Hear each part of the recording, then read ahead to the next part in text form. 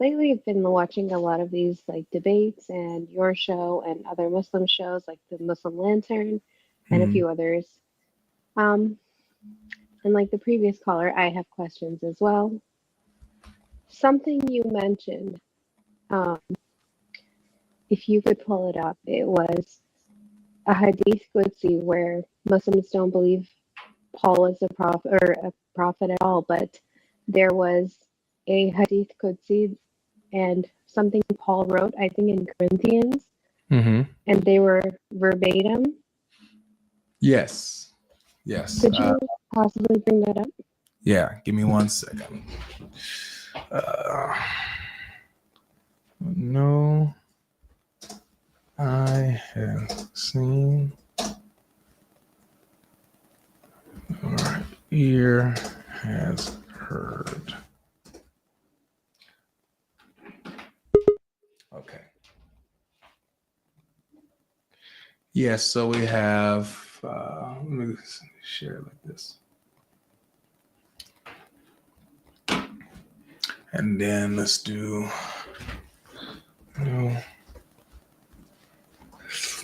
No, I have seen Bible verse. All right, there it is. So 1 Corinthians chapter 2, verse 9.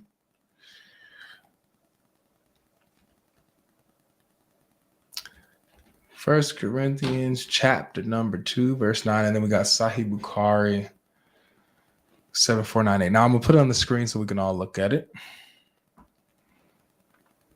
1 Corinthians 2.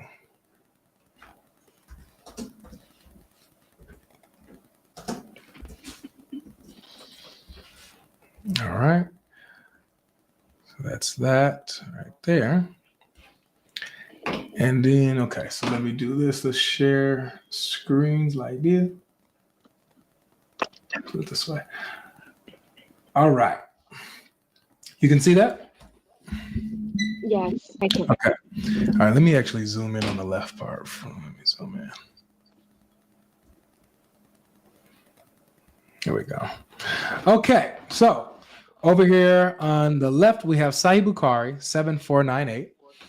It says, narrated Abu Huraira, the Prophet said, Allah said, I have prepared for my righteous slaves as no eye has ever seen, nor an ear has ever heard, nor a human heart can ever think of. And over here, we see where this comes from. This is Paul's writing, 1 Corinthians chapter 2, verse 9. He says, but as it is written, what no eye has seen, nor ear heard, nor the heart of man imagined, what God has prepared for those who love him. Oh, okay. I'm gonna screenshot. Yep. Take a picture of it. Okay. So I will be short today, but the other thing I wanted to ask because this sounds.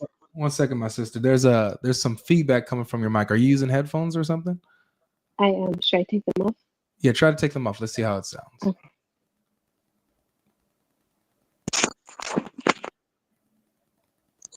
Is that better? Say something else. Is that better? It's slightly. Let's try it. Let's see how it goes. So you said you're going to be short. Right. Yeah. So. Yeah. When was that written? Corinthians.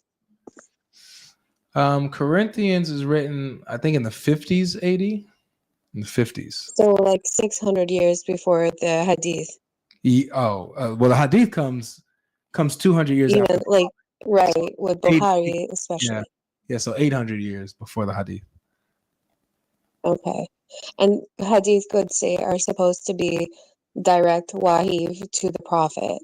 That's right. So I'm wondering why Allah puts the words of Paul onto Jibril and then to the Prophet. So that's something I'll have to look into. And the other thing that kind of bothered me, if you could help, was something caller had brought up a while ago about the how the Quran's, I guess you guys say, gets the family of Mary wrong, Miriam? Yeah. Mm-hmm. Can you elaborate? Yeah. So chapter 3. It's been a long time since I ran this argument, so I might be rusty on it. But so I think it's in chapter 3. The father of Mary is Imran, right? And Mary, or she's Miriam in the Quran. She's also the sister of Aaron, and Aaron is the brother of Moses, right? Now, here's the point. In the Torah, Moses and Aaron are brothers. They have a sister. Her name is Miriam. So, and their father's name is Imran. So the Quran mixed up Miriam, the sister of Aaron and Moses, with Mary, the mother of Jesus. And when you ran this argument, what were some like reasons? Because I'm not gonna lie. Yeah, go ahead. I have yeah, it's doubtful lately here.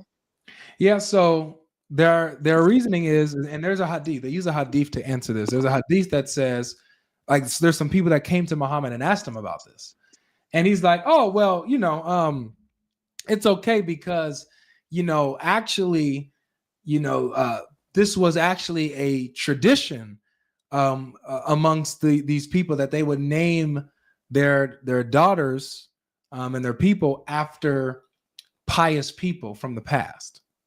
And so he's saying that that's what this is. So don't worry about it. It's just that Mary is named after Miriam in that lineage. Okay. So they would name their descendants after their predecessors or whatever. However, here's the problem. One, this doesn't exist in Jewish culture. That never was the case.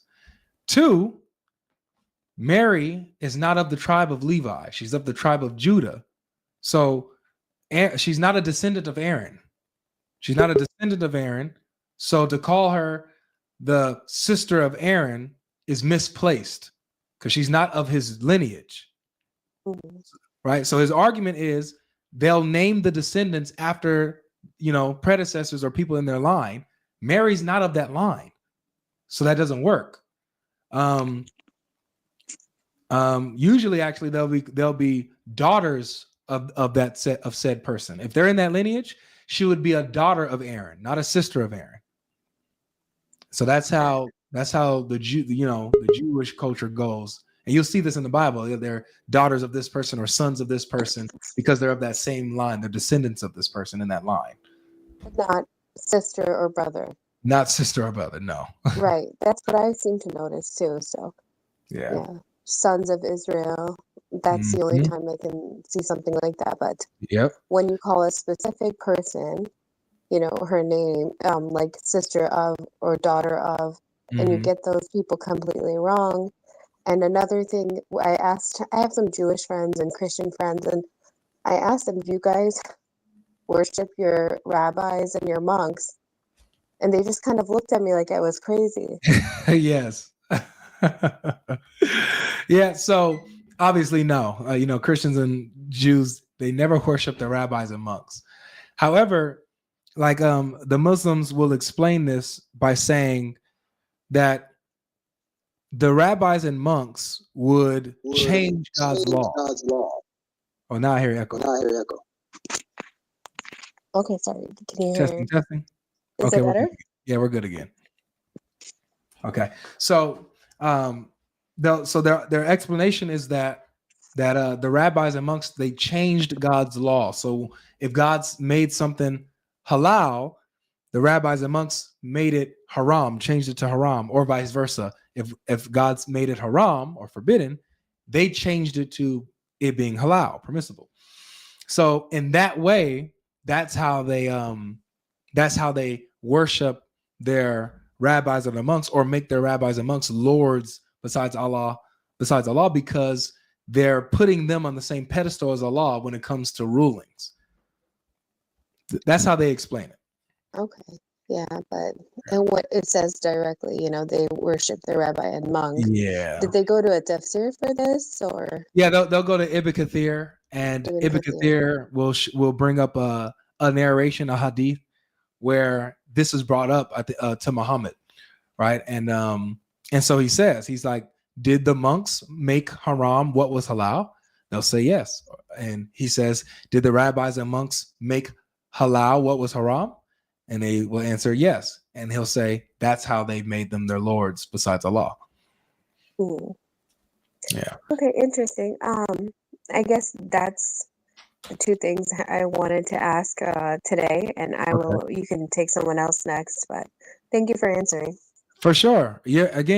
You're welcome to come anytime. If you have more questions, if you want some clarity on Christianity, some concepts in Christianity or something, definitely. Or if you want me to flesh out an argument I usually bring against Islam that you might be wondering about, I'm all open ears, open doors. Okay. Okay. Yeah, I'll think about it. I'll write things down, and so I'm not so flustered, and I will be back. For sure. All right. Take care of yourself. Okay. Thank you.